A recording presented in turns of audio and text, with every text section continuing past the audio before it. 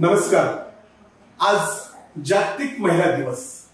जागतिक महिला दिवसाचं औचित्य साधून आज वसई गावामध्ये गेले 32 वर्षापासून महिलांना सक्षमीकरण करण्यासाठी, महिलांच्या हातात 2 पैसे यावेत आणि महिला स्वतःच्या पायावर उभं राहावी यासाठी झटणाऱ्या श्रमिक महिला संघाच्या पदाधिकारी आज आपल्या सोबत आहेत.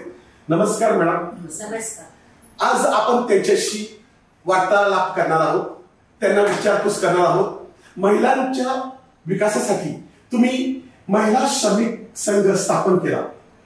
ती कल्पना तुमच्याकडे कशी काय आली आणि ती सुरुवात करताना तुम्ही कोणत्या कोणत्या अडचणीला सामोरे गेलेले आहेत?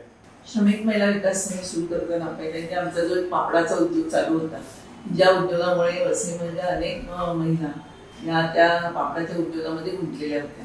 परंतु काही अपरिहार्य कारण झाल्यामुळे आणि दुसरी गोष्ट म्हणजे त्यावेळेला आमचे पापड हे आपला बाजारसारख्या ठिकाणी पण जात असत. पण पुढे पुढे जसं रेल्वेने प्रवास करणं कठीण झालं आणि महिलांच्या अडचणी वाढू लागल्या, मग तो पापड उद्योग जो आमचा बंद पडला होता. तर त्याच महिलांच्या हाताला काम आणि त्यांच्या अनुषंगानं गावातले इतरही ज्या गरजू बायका आहेत की ज्यांना खरोखर कामाची गरज आहे, बाहेर पडणे ज्यांना शक्य नाही, त्यांना ह्या वेगळ्या पद्धतीने आपण आणू शकू का, त्यांना त्यांच्या पायावर उभं करू शकू का, असा एक वेगळा उद्देश डोळ्यासमोर ठेवून असलेल्या पापड उद्योगाच्याच जागेमध्ये आम्ही हा उद्योग सुरू करायचा विचार केला. आणि प्रामुख्यानं स्त्रीचं जे स्किल आहे, जी कुशलता आहे, स्वयंपाक करणं, पापड आहेच तो तिचीच कुशलता आहे, तर त्या स्किलचा किंवा त्या कुशलतेचा वापर केला तर आपण ह्या पद्धतीने जाऊ शकू असा विचार करून त्या महिलांना आम्ही एकत्र आणलं आणि ज्या आमच्या पापडाच्या महिला आजूबाजूला होत्या त्यांच्याशी संपर्क केला. त्या आल्या आणि मग त्यांच्या बरोबरीने आम्ही उभ्या राहिलो. आज इथे आम्ही श्रमिक महिला विकास संघातर्फे जे बोलायला बसलो त्याच्यापैकी आम्ही सगळे पदाधिकारी आहोत.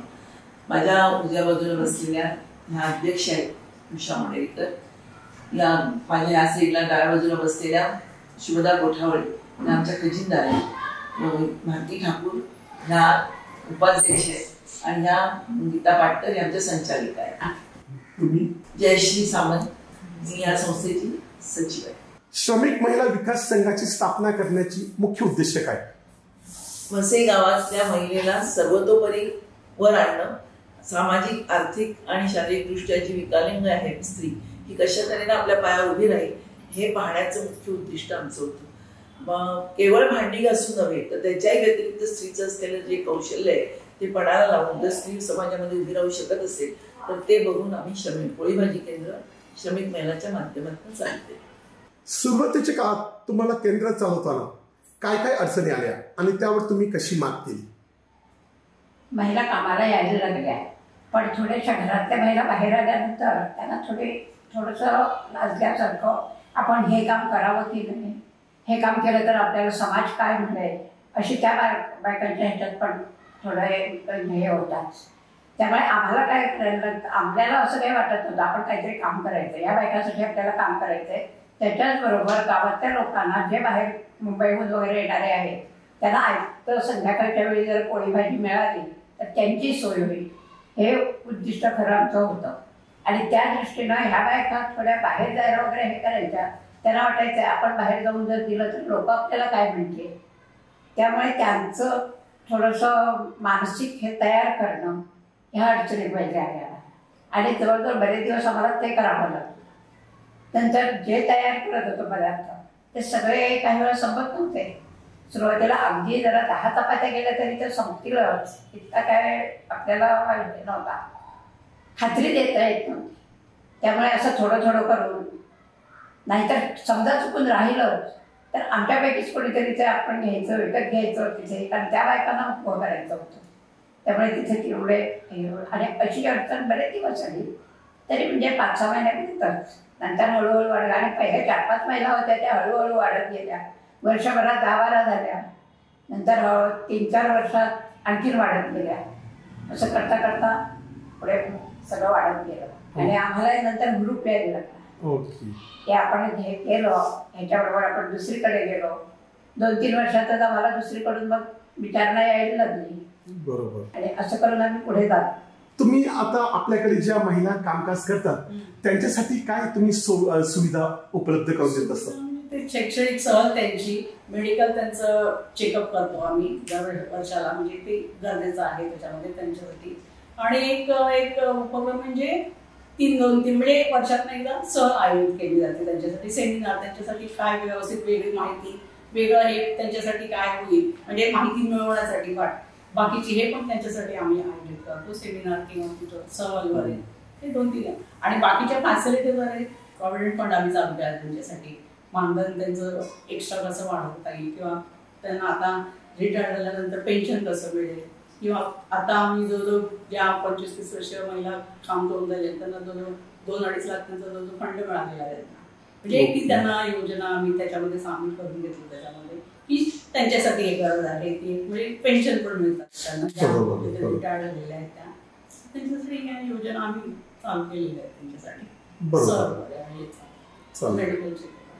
श्रमिक महिला संघामध्ये काम करण्यासाठी महिला येतात, त्यांची तुम्ही निवड कशी करता आणि त्यांचं कामाची पद्धत काय असते? श्रमिक महिला विकास संघामध्ये जी महिला आहे ही प्रथम म्हणजे ती गरजू आहे की नाही पहिलं पाहिलं जातं, बाकी दुसरा क्रायटेरिया नाही. दुसरं आमच्या वेळेत प्रश्न आहे. म्हणजे पूर्वी आम्ही असं म्हणत होतो की महिलेला जेव्हा वेळ असेल म्हणजे शाळेत मुलाला सोडायला आली तर तिने बसावं, मग ती 2-3 तास काम करून गेली तरी चालेल.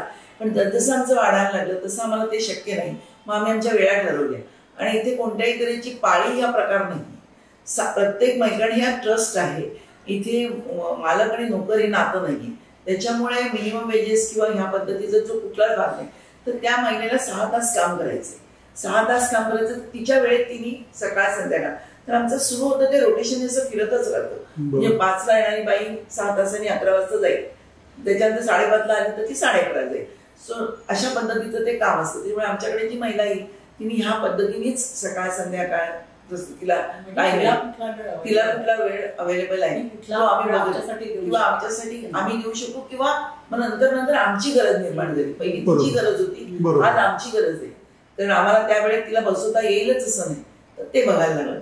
ज्या महिला 10वी पर्यंत शिकलेल्या आहेत किंवा 8वी 9वी पण शिकल्या आहेत पण त्या काळामध्ये लिहू शकत होत्या, बसू शकत होत्या, त्या महिलांना, त्या गरजू आहेत, त्या महिलांना आम्ही टेबलवर पण दिलं, सुपरविजन दिलं, टेबलवर दिलं. आणि ज्या शिकलेल्या आहेत परंतु हे काम नाही करू शकत, लिखाण वगैरे नसेल, तर त्या स्वयंपाक करायला तयार होत्या.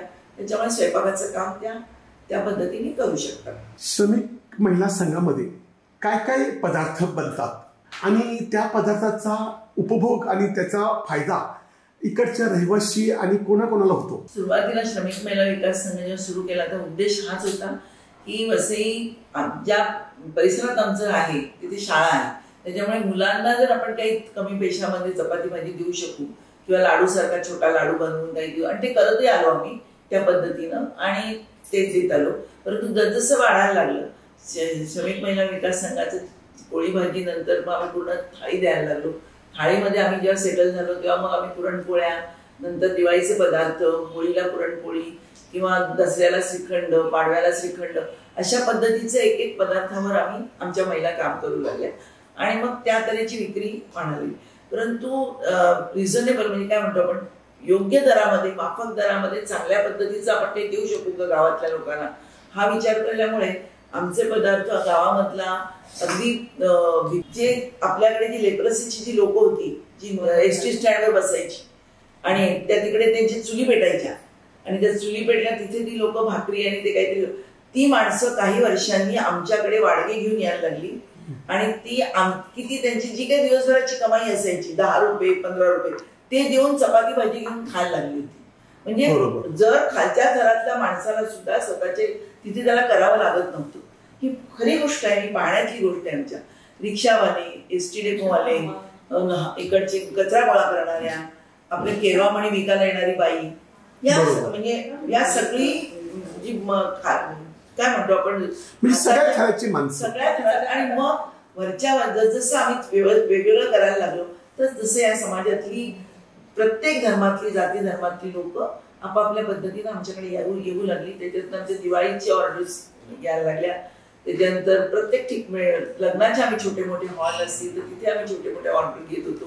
म्हणजे आमच्या महिला त्या पद्धतीने त्यांना एक कॉन्फिडन्स येत गेला, त्यांच्यामध्ये एक प्रकारचं असं हे आलं की आम्ही हे करू शकू आणि त्यांनी केले, आजही त्या करतात. आणि लोकांची पण मागणी वाढली. विचार बरोबर. लोकांच्या मागणीनुसार आम्ही ते देऊ शकू का, बरोबर. हे पण त्यांना आम्ही ट्रेन केलं.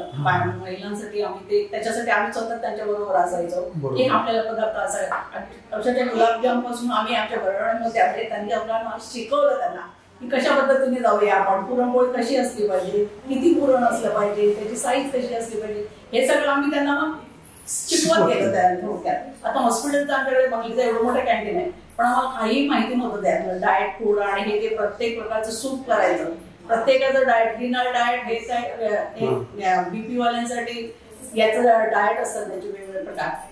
तर ते डाएट वर पण आम्ही ते शिकवलं त्यांना, महिलांना.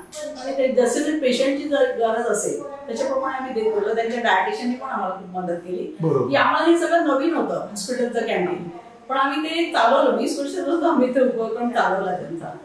म्हणजे अक्षरशः म्हणजे पेशंट पण म्हणायचे आमचा 10,000 याच्याप्रमाणे होतोय, म्हणजे बरा होतोय तुमच्या खाण्याने, तुमचं स्वच्छ अन्न, तुमचं देण्याची पद्धत, की पेशंटला विचारपूस करण्याची पद्धत, की तुम्हाला आवडलं का हे काका, तुम्हाला हे जेवण जात आहे का, तुम्हाला दुसरं काही करून आणू का, म्हणजे हे सगळे विचार करून त्यांनी ते खूप त्यांची म्हणजे खूप आम्हाला त्यांनी हे केलं. पेशंट आणि बंगली कॅन्टीनवाल्यांनी सगळ्यांनी, डॉक्टरांनी आणि की तुमच्या अन्नाने आमचं खूप पेशंट 10,000 ऍक्च्युली बरा होतोय, हे आम्हाला खूप कॉम्प्लिमेंट मोठी होती त्याच्यामध्ये आमची कॅन्टीन. पण एवढी 20 वर्ष आम्हाला कधी त्यांनी असं हे केलं की तुमच्या खाण्यामुळे मुलांना काय त्रास झाला, हे आम्हाला पण एक मुख्य हे होतं. म्हणजे घरगुती अन्न मिळते त्याच्यामुळे लोकांना ते वाटायचं.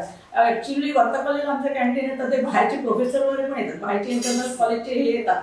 ते म्हणून अरे तुमचं कॅन्टीन इतकं सुंदर आहे, म्हणजे खरोखर इथले पदार्थ घरगुती वाटतात. म्हणजे आणि जेवण पण आमच्याकडे पण या तुम्ही कॅन्टीन उघडायला. म्हणजे ठाकूर इथे कांदिवलीला ठाकूर कॉलेजवर ते नेहमी येतात ना काय काय लोक त्यांच्याकडे, तर ते खूप आम्हाला हे करतात, मॅडम तुम्ही आमच्याकडे या ना, आमच्याकडे पण कॅन्टीन उघडायला तुम्ही. म्हणजे अशी लोकांची थोडीशी मागणी वाढत जाते आणि लोकांना आवडतंय.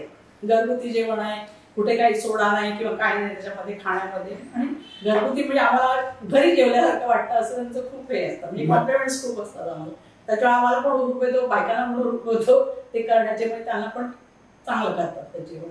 आणि आम्ही पण त्यांना सपोर्ट. त्या काय म्हणतात मॅडम फक्त तुम्ही आमच्या पाठीशी उभे राहा, की आम्ही करणार सगळं, पण तुम्ही फक्त आम्हाला उभे राहा आमच्या पाठीशी, एवढीच त्यांची अपेक्षा असते. सणासुदीला म्हणजे दिवाळी दसऱ्याला तुम्ही तुमच्याकडे भरपूर लोकांची फराळाची मागणी असते, मग तुम्ही ते कसं काय मॅनेज करता? साधारणतः आम्ही दिवाळीच्या ऑर्डर्स नवरात्राच्या पहिल्या दिवसातून सुरुवात करतो. म्हणजे आम्हाला साधारण टार्गेट ठरवायचं असतं की आम्ही किती करू शकू. आता जवळजवळ 10 दिवस ऑर्डर येतच असतात लोकांच्या, तर ते आम्ही हे करतो याच्यामध्ये की काय काय घ्यायचंय आपल्याला. आमची करंजी, शंकरपाळे, चिवडा आणि हे ते चकली वगैरे असते. आणि मग रोज ऑर्डरचा आढावा घ्यायचा, आज किती आले, आज किती ऑर्डर आल्या, या 10 दिवसात किती टार्गेट आपलं, आपण किती करू शकू. बायकांना पण आम्ही तेच विचारतो की आपले किती 5,000 करंज्या झाल्या का, आपले 300-350 चकली झाली का, शंकरपाळे 200 किलो, गोड शंकरपाळे 100 किलो, चिवडा 100, म्हणजे एवढं आम्ही करू शकतो. प्लस आमचं इतर चालूच आहे, लोकांचं जेवणाचं काम आम्हाला ते बंद करून पण लोक एक दिवस जरी म्हणजे बंद ठेवायचं म्हटलं तरी आम्ही कुठे जाणार, आम्ही काय खाणार, आम्हाला चाललं हे तरी द्या. म्हणलं नाही देणार, तुम्हाला सगळं करणार, आम्ही मॅनेज करतो सगळं. पण आता सवय झाली आणि मग बायकांना पण ते टार्गेट साधारण लक्षात आलं की एवढं आपलं बनवायचं मॅडम. मग आता मग ते साधारण 6-7 दिवस आम्ही दिवाळीच्या आधी सुरुवात करायला लागतो. पहिल्यांदा भाजणी भाजायची असते किंवा बाकीची तयारी करायची, खोबरं करायचं असतं करंजीसाठी किंवा याच्यासाठी पहिला. आणि आमचा माल सगळा आम्ही वाशीहून मागवतो, म्हणजे चांगल्या क्वालिटीचा माल असतो आमच्याकडे. असं काही त्याच्यामध्ये हे नसतं, म्हणजे जो काही येईल ते पण सगळं रिफाईंड आणि सनफ्लॉवर वगैरे आम्ही याच्यासाठी वापरतो दिवाळीसाठी. आणि मग साधारण आम्ही टार्गेट देतो की एवढं आपल्याला करायचं आहे, एवढ्या तुमच्याकडे दिवसभराच्या झाल्या पाहिजे, दिवसभराचे एवढे शंकरपाळी झाले पाहिजे, चकली एवढी झाली पाहिजे. रोजची आमची 50 किलो चकली आम्ही तयार करतो. साधारण आमच्याकडे 400 किलो 400-450 लोकांची मागणी असते. अक्षरशः काही वेळेला आम्हाला ऑर्डर परत करायला लागतात की नाही आम्हाला आवडायचे, पण आम्हाला टार्गेट आमचं मेन सेट करायला लागतं की आम्ही करू शकू की नाही. आम्ही म्हणजे जास्ती वेळ देऊन सुद्धा शेवटी बाईची कॅपॅसिटी पण बघायला लागते की किती करू शकेल याचा पण आम्हाला अंदाज द्यायला. ऍक्च्युली आम्ही सगळेजण त्याच्यामध्ये असतो मदत करायला, म्हणजे लाडू आणल्यापासून आम्ही मदत करतोच त्या बायकांना. कारण माल ठेवायचं कसं, ते त्याचं मॅनेज कसं करायचं, आणि लोकांच्या ऑर्डरी देताना मग आमच्या ह्या सुपरवायझर असतात त्या सगळ्या मदत करतात. म्हणजे बिलं बनवणं, मग ते लोकांना पटापट कसं दिलं गेलं पाहिजे, पण याच्यासाठी पण आम्ही ते मॅनेज करतात, आमच्या बायकांना घेऊन आम्ही ते मॅनेज करतो. आणि अशा प्रकारे साधारण दिवाळी किंवा याच्या श्रीखंडाच्या ऑर्डर, दसऱ्याला, पाडव्याला वगैरे पण ते सगळं व्यवस्थित वेगवेगळं असतं. आणि कधी आणि कुठली बाकी सुद्धा दिवाळी ऑर्डर आणि हे चढून सुद्धा बाकीच्या ऑर्डरी असतात, तेव्हा ते कसं द्यायचं बायकांना, म्हणजे कशा प्रकारे द्यायचं. आम्ही ते जेवण बघणार, सगळे पदार्थ आलेत की सगळे पदार्थ बनलेत की नाही, हे ते व्यवस्थित दिलं गेलं की नाही, हे पण आमचं त्याच्यामध्ये लक्ष असतं. पण आता हळूहळू आमच्या बायका पण खूप तयार झालेल्या आहेत ना, मॅडम आम्ही असं केलेलं आहे. म्हणजे प्रत्येक वेळा माझा तर बहुतेक वेळा फोनच चालू असतो, फोनवरच माझं सगळं चाललेलं असतं त्यांच्याशी बोलणं, की म्हणजे सगळ्या केंद्रांना, वसई केंद्र नाही आमचं, नाला चोपारा केंद्र आहे, बाकीच्या केंद्रात पण म्हणजे मॅडम अशी ऑर्डर आली, मग काय करू, मग कशा पद्धती देऊ, काय रेट देऊ. म्हणलं असंच बघा आपल्याला काय पडणार आहे आणि आपण कशा पद्धतीने देऊ, आणि ते म्हणजे चांगलं दिलं गेलं पाहिजे. आणि जी टेस्ट सगळ्यांनी बघितली पाहिजे, व्यवस्थित झालंय की नाही, तिखट कमी, मीठ कमी असं नको आहे म्हटलं.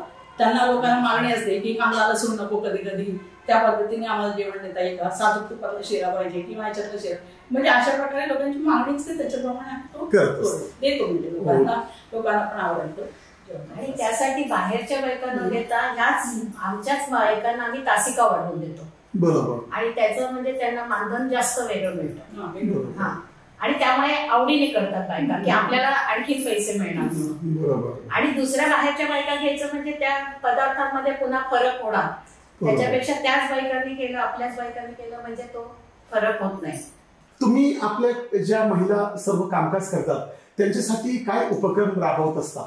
आता बघा, डिसेंबर महिन्यामध्ये कला क्रीडा महोत्सव असतो आणि अशा वेळेला 500 ते 1000 लोकांना सुद्धा जेवण महिला करत असतात. आणि त्यामुळे त्या अक्षरशः म्हणजे आपला जीव ओतून तिकडे काम करत असतात. मग अशा वेळेला त्यांना कुठेतरी विसाव्याचं ठिकाण असावं, आणि म्हणून आम्ही साधारण जानेवारी महिन्यामध्ये त्यांची सहल कुठेतरी नेतो. आज तुम्हाला खोटं वाटेल की ह्या महिला आहेत त्यांना हैदराबादला विमानाचा प्रवास आम्ही करून आणलेला आहे, एक वेळचा विमानाचा प्रवास. तर त्यासाठी आपल्या श्रमिक महिलांच्या अध्यक्षा बर्वेबाई यांनी सुद्धा त्यावेळेला मदत केलेली, आणि त्यांची इच्छा खूप होती त्यावेळेला की विमानामधून आपल्या महिला गेल्या पाहिजे म्हणून. आणि त्याच्यानंतर आमचं एक बौद्धिक असतं, म्हणजे कोणतरी असे चांगले आरोग्याविषयी माहिती देणारे किंवा आणखीन काही माहिती देणारे अशा कोणत्या तरी वक्त्याला बोलवून त्या महिलांना बौद्धिक पण थोडंसं झालं पाहिजे, की त्यांच्याकडे त्यांच्यामध्ये जे काही गुण आहेत, काही असतात ना, ते थोडेसे महिला म्हटल्यावरती थोडेसे वाईट गुण असतातच, तर त्यांच्यामध्ये सलोखा राहावा, त्यांच्याकडे एकी राहावी, की एकमेकींविषयी थोडासा चांगलेपणा राहावा, या दृष्टीने सुद्धा उद्बोधन त्यांना काहीतरी झालं पाहिजे. त्या दृष्टीने सुद्धा आम्ही अशा प्रकारचे बौद्धिक सुद्धा महिलांसाठी घेतो. आणि डॉक्टर जोशीबाईंचं झालं, आणखीन दोघा मुक्ता बर्वेबाईंची ती नातच असल्यामुळे त्यांचा सुद्धा एक कार्यक्रम आम्ही या 25व्या वर्षी म्हणजे रौप्य महोत्सव वर्ष झालं जेव्हा आमचं, त्यावेळेला त्यांचा सुद्धा तो कार्यक्रम आम्ही ठेवला होता. आणि अशा वेळेला त्या सुनील बर्वे येतात आमच्याकडे, मग त्या महिलांना एक उत्साह निर्माण होतो की त्या कलाकारांबरोबर आपले फोटो निघतात. आणि कला क्रीडेच्या वेळेला सुद्धा असे चांगले चांगले जे नट किंवा कलाकार येतात त्यांच्याबरोबर त्या महिलांना फोटो काढायला खूप आवडतं, आणि त्यामुळे त्यांच्यामध्ये उत्साह वाढतो. दुसरी गोष्ट म्हणजे त्यांच्या कलागुणांना वाव द्यायला यावा म्हणून आम्ही खेळाच्या स्पर्धा घेतो. आणि खेळाच्या स्पर्धा म्हणजे वयस्कर असतील त्यांच्यासाठी थोड्याशा वेगळ्या स्पर्धा, आणि ज्या तरुण आहेत त्यांच्यासाठी जरा वेगळ्या स्पर्धा, अशी म्हणजे कॅटेगरी करून आम्ही पद्धतीने त्यांच्या खेळाच्या स्पर्धा पण घेतो. आणि त्यांच्या कलागुणांना वाव मिळावा म्हणून सांस्कृतिक कार्यक्रम. आणि त्यावेळेला खोटं वाटेल की अक्षरशः या महिला इतक्या सुंदर डान्स करतात, नाचामध्ये भाग घेतात. आणि त्यासाठी आमच्या या जयश्री मॅडम आहेत, शशी पाटीलला बोलवून एकदा डान्स बसवून घेतले होते, म्हणजे त्यांना ते नाचाचं कौशल्य सुद्धा त्यांच्यामध्ये निर्माण व्हावं हा उद्देश त्याच्यामध्ये होता. आणि आम्ही अशा प्रकारचे उपक्रम म्हणजे त्यांची करमणूक पण झाली पाहिजे, नुसतं त्यांच्याकडनं कामच करून घेतलं पाहिजे असं नाही, तर करमणूक पण त्यांची झाली पाहिजे. आणि त्यांच्यामध्ये खरोखर काहीमध्ये इतके चांगले गुण असतात आणि ते सहलीमध्ये मिळतात दिसतात, मग सहलीमधून ते आम्ही इथे आणतो पुन्हा. तर अशा प्रकारे महिलांना प्रोत्साहित करायला, म्हणजे नुसतं काम नको तर त्यांच्या आयुष्यामध्ये सुद्धा चांगल्या गोष्टी ज्या आहेत त्या घडाव्यात आणि त्यांना आनंद पण मिळावा. कारण आनंद जर मिळाला तर त्याच्यामध्ये त्यांना आणखीन हुरूप येतो काम करण्याचा. तर अशा प्रकारे आरोग्य तर पाहतोच, पण त्यांच्या कुटुंबाची पण काळजी घेतो. कारण त्यांच्या कुटुंबामध्ये सुद्धा कोण आजारी असलं तर अशा वेळेला आमच्या या श्रमिक महिलांमधून आम्ही मदत करतो, म्हणजे कुटुंबाची सुद्धा, म्हणजे फक्त महिलांचीच नाही. तर अशी गरज असेल तर अशा वेळेला पैसे त्याच्यातून काढून आम्ही देतो. आणि दुसरी गोष्ट पतपेढी चालू केलेली आहे, श्रमिक महिलांची नाहीये पण ते त्यांच्याच अंडर आपल्या आहे. तर त्याच्यातून सुद्धा त्यांना काही कर्ज लागलं किंवा त्यांना काही असं मदत करता आली तर ती सुद्धा आम्ही करतो. आणि त्यामुळे महिलांना एक आपुलकीची भावना, ही आपली संस्था आहे, ही आपुलकीची भावना जी निर्माण व्हायला पाहिजे ती त्यामुळे निर्माण झालेली आहे. आणि म्हणून आमची महिला ही तिकडे आपल्या घर समजून त्या ठिकाणी काम करते. श्रमिक महिला संघाच्या जे काही तुमचे केंद्र आहेत ते किती केंद्र आहेत आणि त्यामध्ये काम करणाऱ्या महिला किती आहेत? एकंदर आता आमची 7 केंद्र आहेत आणि महिलांची संख्या जवळजवळ 160 ते 170 आहे. आमचं वसई जे मेन आहे, जे मुख्य आमचं आहे ते वसई आहे. तरी देखील पाटणकर पार्कला नालासोपारा येथे आमचं एक केंद्र आहे, तिथे जवळजवळ 30-35 महिला काम करतात. त्याचबरोबर तिथेच लागूनच सीमा हॉस्पिटल आहे, तिथे ह्याच हॉस्पिटल इकडनंच तिकडे जेवण वगैरे पोहोचवलं जातं. नंतर आपल्या ईस्टला एव्हरशाईनमध्ये तिकडे ओझन हॉस्पिटलला आमचं केंद्र आहे. त्याचबरोबर बाजूला ARC भवन आहे, जिथे आपल्याला हे जे त्वचारोग आणि ते होतं, तर तिथे आंबळकरांचं खूप वर्षापासून तिकडे असतात. सुरू झाल्यापासून आम्ही लोक तिथे आहोत. 1-2-4च महिला लागतात तिकडे, जास्त लागत नाही, कारण त्यांचं डाएटच वेगळं आहे. त्याच्यामुळे तिकडे आहे, ओझन हॉस्पिटल आहे. आणि तिकडे आता माहिती पडल्यामुळे 1-2-4 हॉस्पिटल्स आम्ही मध्ये अलायन्समध्ये होतो. अलायन्स बंद झाल्यानंतर आम्ही या पद्धतीने, कार्डिनलला आम्ही 20 वर्ष होतो. कार्डिनल नंतर आम्ही आता GG आणि दत्तालीला, पण ती तितकीशी अजून सेटल झाली नाही, कारण हे वर्षच झालेले आहे. दत्तपरीला गेले जवळजवळ 15-16 वर्ष आम्ही आहोत. आणि त्याचबरोबर आनंदनगरला गेली 10-1 वर्ष. अशा पद्धतीची आमची 7-8 केंद्र आहे आणि त्या ठिकाणी जवळजवळ 160-170 महिला काम करतात. आणि सर्व मॅनेजमेंट इथूनच होते, सगळं मॅनेजमेंट इकडनंच होते आमची. आणि या आमच्या ट्रेझरर आहेत, त्याच जवळजवळ सगळं बघत असतात, कारण सगळे आकडेवारी जोड पडत. बाकी आम्ही सगळ्याजणी आपापल्या परिणामाला जे काही योगदान द्यायचं ते देतो, पण फायनान्शियली सगळं बघायचं काम त्या करतात. आणि आता काय झालं, आठवड्यातून एक रजा आम्ही कंपल्सरी त्यांना घ्यायला लावतो. कारण काय होतं, महिलांना असं वाटतं की आपण राहिलं नाही पाहिजे, रजा घेतली तर म्हणजे आपला पगार होईल का काय म्हणून. पण काय असतं की मग त्यांच्यामध्ये खूप हे राहिलं पाहिजे, ताकद राहिली पाहिजे आणि काम करण्याचं हे राहिलं पाहिजे, उत्साह राहिला पाहिजे. म्हणून त्यांना आता कंपल्सरी एक रजा घ्यायचीच त्यांनी आठवड्यातून. जर का एखाद्या गरजवंत महिलाला तुमच्या केंद्रात जॉईन व्हायचं असेल तर त्यांना कशी पद्धत, काय पद्धत अवलंबावी लागते तुमच्याकडे येण्यासाठी? आमच्याकडे कुठे काम जास्त त्या बाईला करता येईल हे आधी बघितलं जातं. कारण एखादी बाई सुशिक्षित असते पण आमच्याकडे जर टेबल वर्क नसेल तर तिला हे विचारलं जातं की तुम्ही स्वयंपाकघरात काम करू शकाल का, हे आधी विचारलं जातं. कारण काय आहे, कुठे जर सामावून घ्यायची असेल तर सगळीकडे अशीच सामावून घ्यावी लागणार, ते आधी बघतो. तिचं शिक्षण आहे म्हणून तिला शक्यतो तिच्या योग्य असं काम देण्याचा प्रयत्न करतो. तो जर झालाच नाही तर मग हे पण विचारावं लागतं. अशा पद्धतीनं ती जर येऊन कामाला तयार असली तर तिला सुरुवातीला थोडीशी सवय होण्यासाठी थोडाच वेळ तुम्ही येऊन बघा, थोडं काम काय तुम्हाला जमतंय ते बघा, त्या दृष्टीने मग आपण विचार करू. मग असं केल्यानंतर ती हळूहळू यायला लागली, मग तिला सवय झाली तिकडची का त्या बाईला मग आम्ही त्याप्रमाणे सामावून सगळं आपण आलेल्या बाईला सगळ्या प्रकारचं काम करावं लागतं. हो, काम सगळ्या प्रकारचं. म्हणजे सुरुवात तर अशीच असते की तुम्हाला भांडी घासण्यापासून, झाडू मारायचं असेल तर झाडू मारण्यापासून, टेबलवरचं उचलायचं झालं तर ते उचलावं, टेबलवर फटकं मारायचं, ही कामं पण करावी लागणार. त्याच्याच बरोबर चहा करून द्यायचा म्हटलं तर चहा, वेळ आली तर त्यावेळी जर कोणाची ऑर्डर आली तर चहा करून द्यायचा, स्वयंपाक करायचा, जी कामं. आणि जर तुम्हाला येत नसेल तर ती ज्या सिनियर बायका असतील त्यांच्याकडून समजून घेऊन तुम्ही ती कामं करावी, असा एक मुख्यतः हेतू असतो. बरोबर. आणि बऱ्याचदा तो सफल होतो. बरोबर. पण थोडंसं कधीतरी बिनसतंय पण ते पडत बघतात. कारण काय असतं की आपल्यापेक्षा कमी शिकलेली आहे पण ती जरी जेवणात वाकबार असली तरी ते त्यांना थोडंसं खटकतं काय वेळ, पण तरी सामावून घेतात. त्याला गरज आहे त्या सामावून घेतात. बरोबर. आणि त्याच्यात मग सगळ्या मिसळून जातात त्या पद्धतीला काम करतात. तुमच्या ह्या केंद्राच्या व्यतिरिक्त भविष्यात तुमच्या काही प्लॅनिंग आहेत का? आमची स्वतःची केंद्र आता 7 आहेत. आमची सगळी केंद्र ही काही भाड्याने आहेत. आमची 2च केंद्र. एकच केंद्र आमचं जे आहे म्हणजे पाटणकर पार्क हे आमचं स्वतःच केंद्र आहे.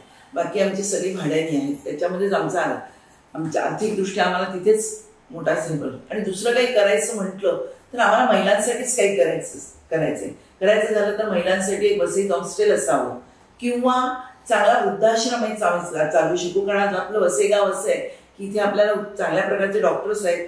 आमचं श्रमिक महिला असल्यामुळे जेवणाची सोय आम्ही देऊ शकतो. त्याचप्रमाणे आज जे ठिकठिकाणी या महिला वृद्धांना किंवा रुग्णांना सांभाळल्या जातात ह्या महिलांनाशी सुद्धा आम्ही संपर्क करून आमची एक वेगळी संघटना त्यांच्यातर्फे उभी करू शकू आणि एकंदर त्यांच्या आर्थिक नियोजनाचंही आपण पाहू शकू. म्हणजे रुग्णाला किंवा वृद्धाला वाटेल तसे भाव देऊन वाटेल तसे दर देऊन जे सांभाळायला लागतं किंवा त्या बाईलाही तितकंसं मिळत नाही असं न होताना त्याच्यातही कुठेतरी आपण एक नियमितपणा आणू शकतो. ते अशा ही कल्पना आहे. परंतु आर्थिकदृष्ट्या श्रमिक महिला तितकंसं काही खास नाही.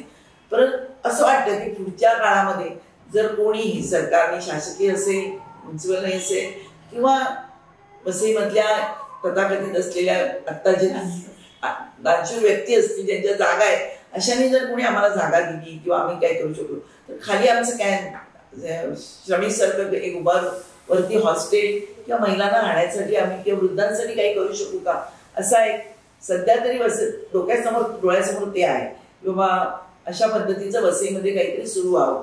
कारण आहेत वृद्धाश्रम चालतात परंतु अव्वाच्या सव्वा भाव देणं आणि तिकडे आपल्या वडला ज्यांच्याकडे आर्थिकदृष्ट्या सबलता आहे ती लोक नेऊन ठेवतात. पण खरंच त्यांना प्रेम मिळतं का, ते वातावरण मिळतं का की तिकडे फक्त 2 वेळचं जेवण देण्यासाठी आपण करतो आहोत ही त्याच्यामध्ये संकल्पना नसावी. असे वृद्धाश्रम असावेत. आणि दुसरी गोष्ट त्याचे जे अव्वाचे सव्वा दर आहेत हे कुठेतरी त्याला लगाम बसला पाहिजे. कारण जसं पैसेवाल्याला आजारपणाची ही आहे तसंच गरीबाकडे पण आजारपण येतं. पण ती गरीब व्यक्ती मात्र तेवढे पैसे देऊ शकत नाही. मग काही वेळेला महिलांना नोकऱ्या सोडाव्या लागतात आणि नोकरी सोडून घरातल्या आजारी माणसाचं करावं लागतं. अशा वेळेला हा एक कुठेतरी आपल्या त्या दरपत्रिकेमध्ये कुठेतरी आणि हे येणार कधी तर संघटना असेल तर सगळं एकोप्याने काम करू शकलो तर आपण त्याच्यामध्ये नियोजन करू शकतो. अदरवाईज हे नियोजन होऊ शकत नाही. त्यामुळे ही सध्या वसईमधला जो एकंदर ट्रेंड बघितला की वृद्धांना सांभाळणं आणि रुग्णांना सांभाळणं हा ट्रेंड बघितल्यानंतर असं वाटायला लागतं की इथे कुठेतरी श्रमिक महिलांनी हात घातला पाहिजे आणि आपण पुढे काहीतरी केलं पाहिजे. आणि मला वाटतं फक्त वृद्ध नाही तर शिक्षणासाठी नोकरीसाठी काही कुमारी मुली इथे येतात. जशी पुण्याला हॉस्टेल्स असतात की जिथे मुली राहू शकतात म्हणजे सुरक्षितपणे. कारण आज हा गरज आहे काळाची की मुली सुरक्षित राहिल्या पाहिजे. तर त्या दृष्टीने सुद्धा म्हणजे नुसतं वृद्धाश्रम न राहता म्हणजे असे नोकरीच्या निमित्ताने जे काही महिला येतील आमच्या भरवेबाईंचा कधी मध्ये विचार होता थोडासा चालला होता त्यांचा की अशा मुलींना राहण्याची कुठेतरी सोय झाली नाही.